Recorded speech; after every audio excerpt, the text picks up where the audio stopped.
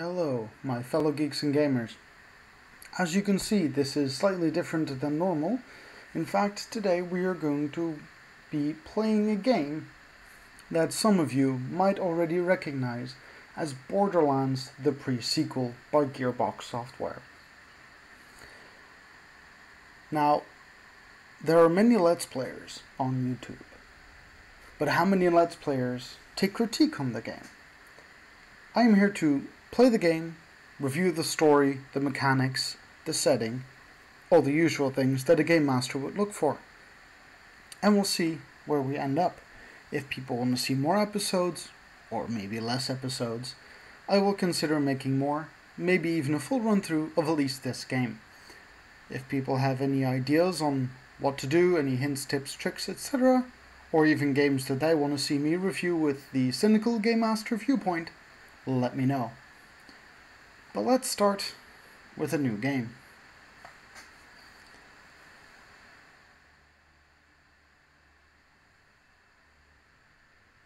Floating cities. Now there is a concept for a D&D campaign.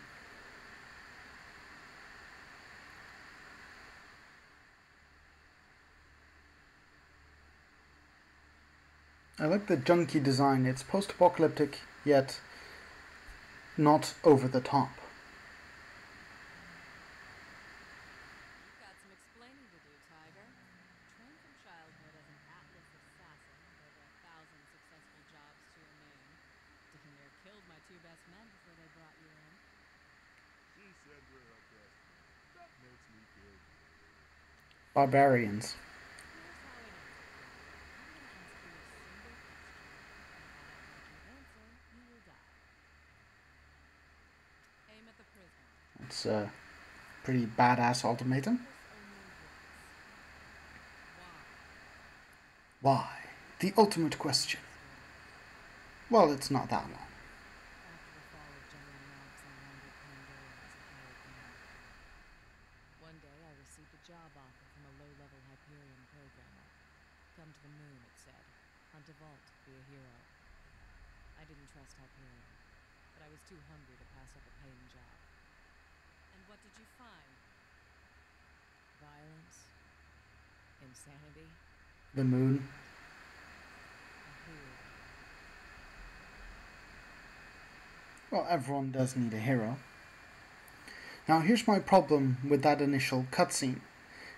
It tells the story out of the viewpoint of Athena, the character that wields the shield. If you don't play as her, it's a really weird concept of how the story goes.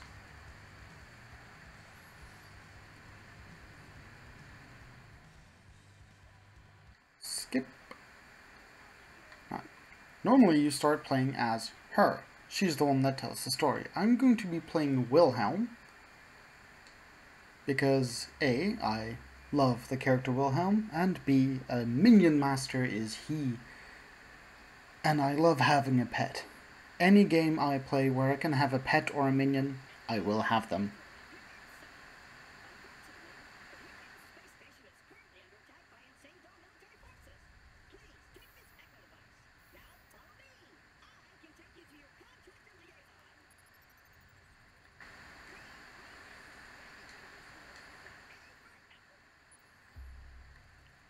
Well, yes, that landing can use some effort.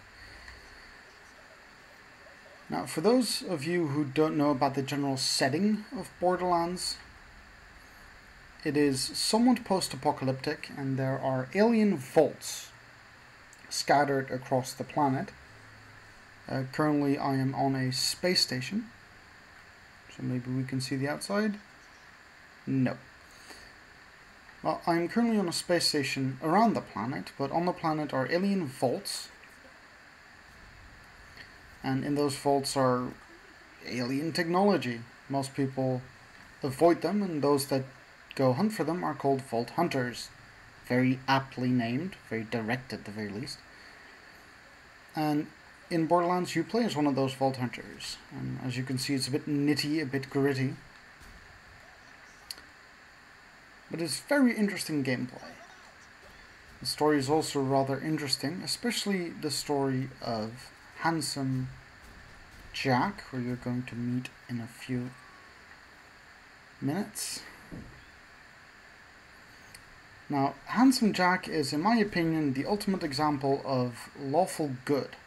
Most people see him as the bad guy, but as this story in this game might let you know, he is actually a good guy. In fact, he constantly refers to Vault Hunters as being bandits. He is, in his own opinion, the hero of this story. Well, there's only one way to find out if he's right. Also, spoiler warnings for those who haven't played it yet.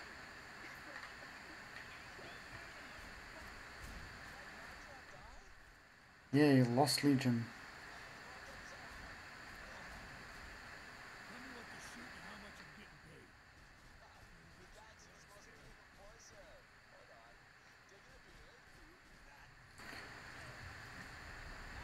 And there he is, Handsome Jack, aptly named.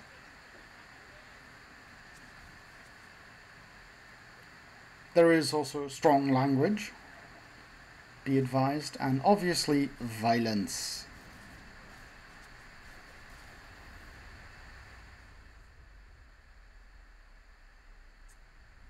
Hyperion. Now there is a company that I could spend hours talking about.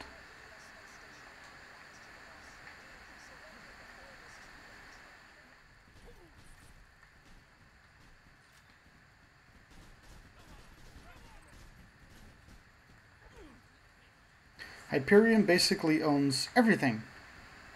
And currently we're being invaded by, I think it is the Dahl Corporation, or at least an offshoot of the Dahl Corporation. And as you can see, my gun is even made by Hyperion.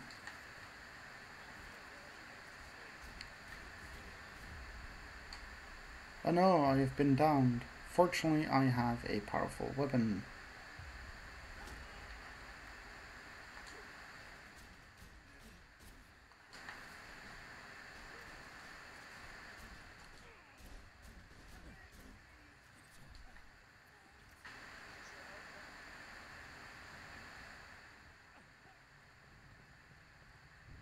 Ah yes, the revive mechanic. Very useful. If a party member is down, you can revive him before he bleeds out.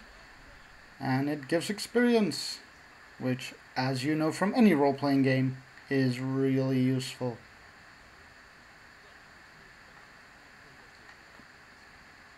And of course, loot chests everywhere.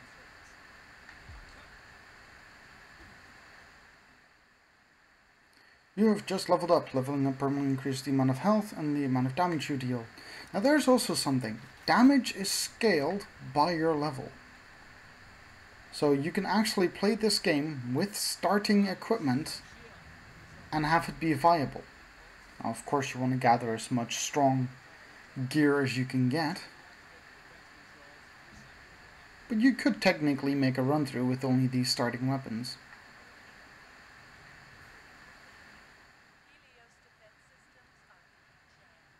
And this is where you let the rogue hack the consoles. That's also a very specific computer.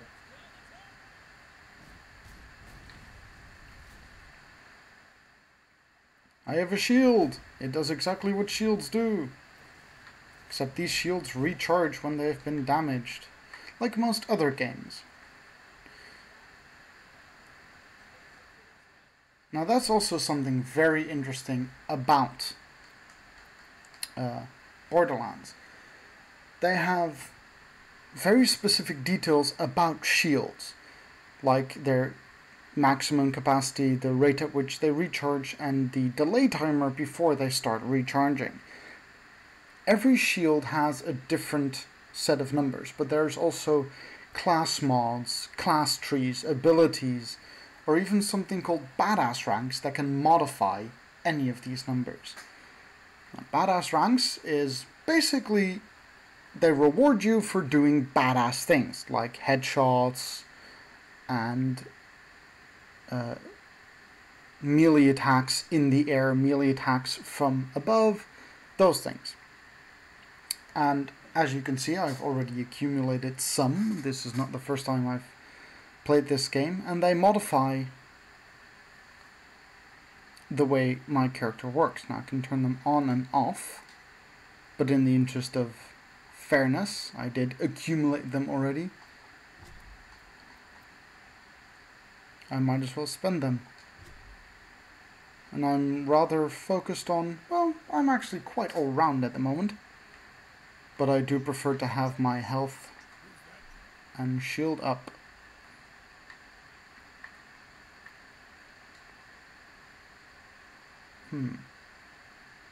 Now this is also something very useful about the game. Comparing stats. There's a lot of ways to do it, but generally you look for the green arrows. Ooh. Accurate. Turbo mansions. Instant housing. Now if that doesn't solve housing issues, I don't know what will.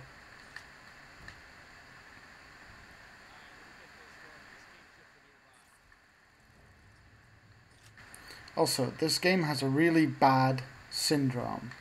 The red barrel syndrome. I'll get to that when we get there, but red barrels. Oh, how I wish to be the owner of the Red Barrel Company. I would be a rich person indeed. Again, very specific plan. Also, I wonder if I could ever have a mech suit like that. And look, elves, I mean aliens. Doesn't that just look like a tribal tattoo?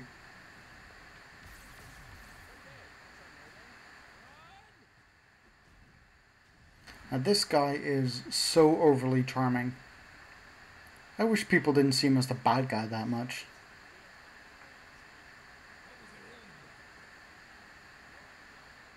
Probably an alien.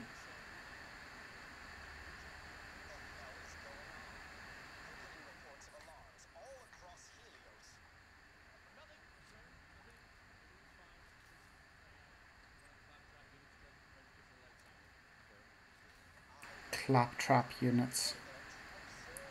CL4PTP units. The most annoying robots you will ever encounter.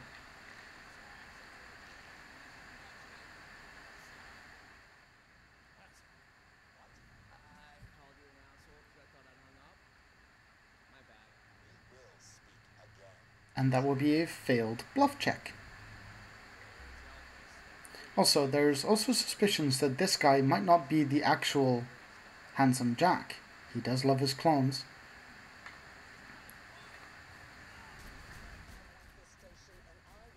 Yes, the most accurate shotguns ever. Also, where's someone in space? What's creating the atmosphere? Oh, must be life support or something.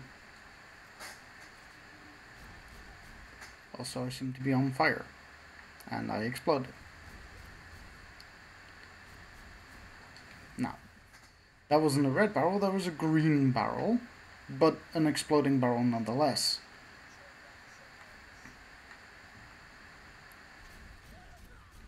Now, most shooter games have the barrel syndrome.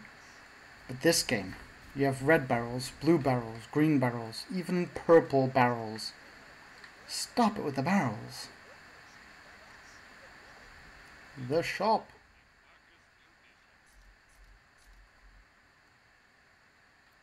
Let's see, do I need more ammo? Pretty good on ammo. Robots. Of course, it's somewhat post-apocalyptic. Robots need to be involved.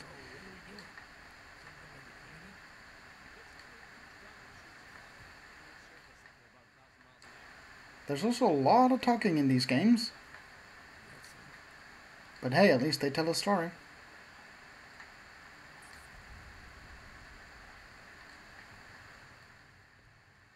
Space station is a bit rickety. Spaceships.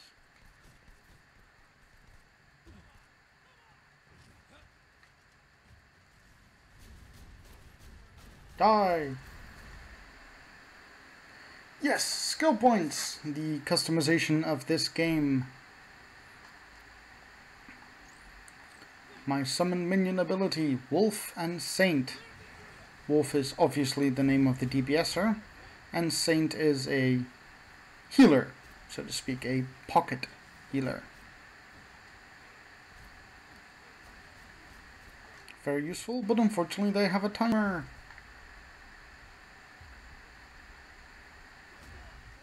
There, second wind. Now that's also something, if you play alone, obviously you can't revive yourself, so they implemented a second wind system, where if you make a kill while you are downed, you are revived.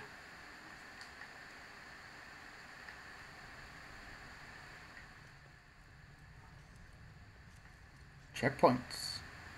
Checkpoints are also something that some people wish they would have in tabletop role-playing games, but unfortunately... I'm also going to try not to die, but we all know I'm going to fail. It is what you watch this for, after all. Watching me be horrible at games.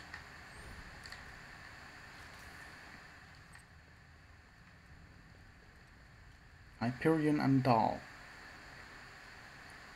Dahl is a sort of military company. Basically the army, if it was a weapon manufacturer.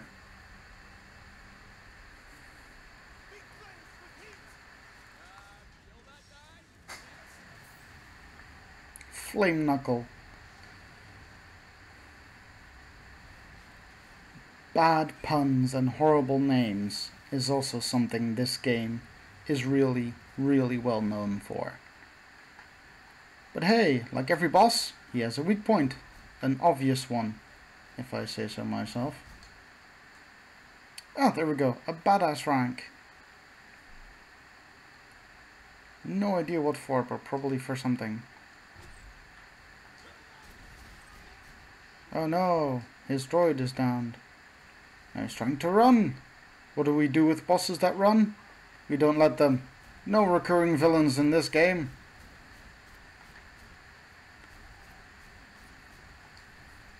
Multiple shotgun shots to the face. That definitely cures a bad case of living.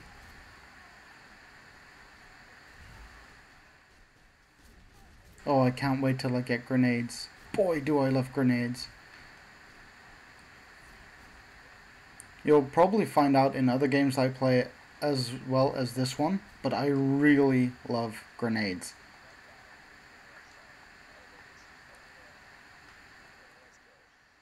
I probably love grenades as much as that guy likes fire.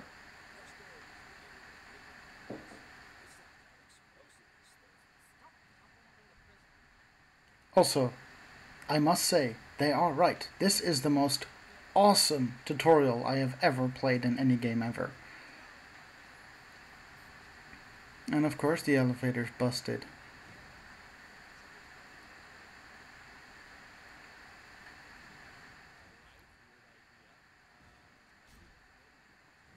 No! My faithful shotgun has failed me. Yeah, that's a big bullet. Let's go into the big bullet. Ah.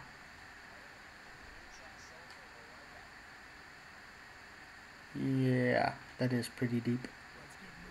But then again, we are in space. Also, the general surroundings, as you can see, is very grey, brown, and yellowish. It's very much in the style of Hyperion. But this game really emphasizes aesthetics.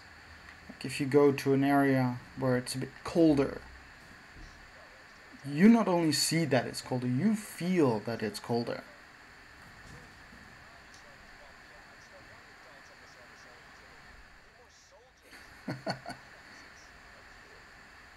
Why, thank you.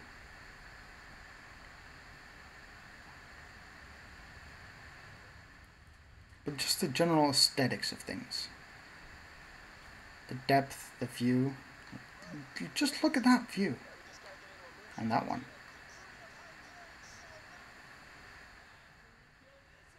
There's always one guy left. Oh, look, an opened area. I wonder what's here.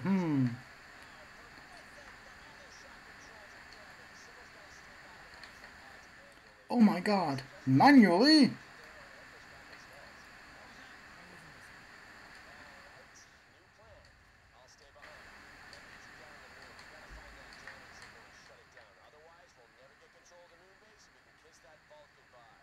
Really gonna stay? I better get paid if you bite it.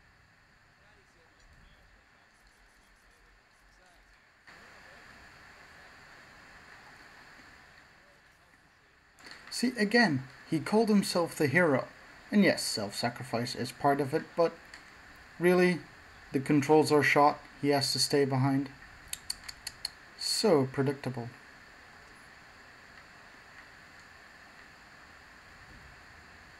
Also, falling damage does not exist in these games. White, green, blue, purple, orange. Rarity. That's also something you don't see in tabletop RPGs. Color rarity.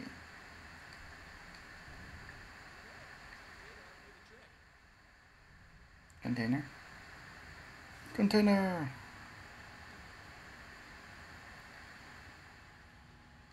Also, just look at that detail on the weapon. Shiny. It's probably red so you don't have to wash off the blood of your enemies.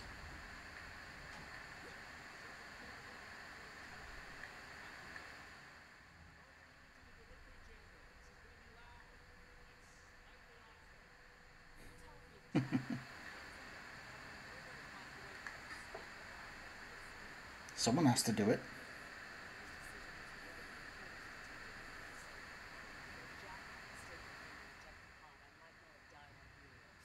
See, again, I am playing as Wilhelm, not Athena.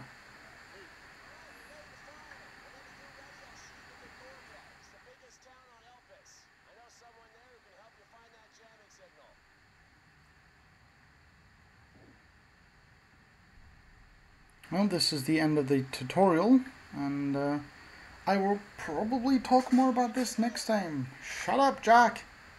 I'm doing an outro. But yeah, it was fun messing around. It was fun chatting on, and I will see you guys in the next video. I hope you all enjoyed my comments, and enjoy your day. And keep rolling on that loot table. Bye-bye.